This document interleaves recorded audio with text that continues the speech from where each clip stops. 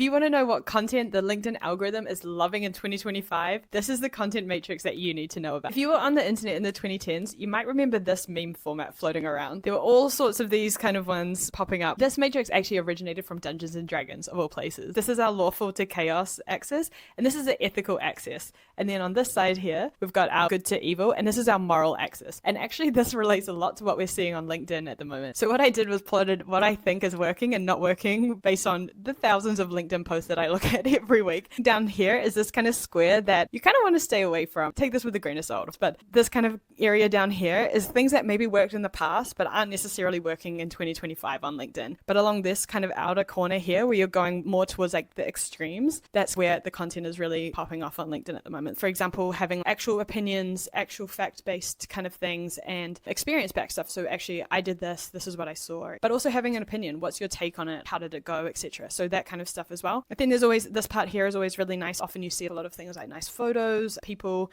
and that always tends to do quite well. Down here, rage bait. I put this little emoji here because like, yeah, not for me. But then like around here, the memes, shit posting, this is definitely something that there's more and more of this that we're seeing on LinkedIn. And actually it's quite entertaining. It's a little bit fun, a little bit silly, a lot of laughing reacts, and it always gets a lot of engagement as well. Up in this top corner here, so chaotic good, I think this is where there's a lot of potential, where people are sharing really strong opinions, that hot takes kind of vibe, calling out bad practices and things like that. So definitely still on the good end of it, not the evil end.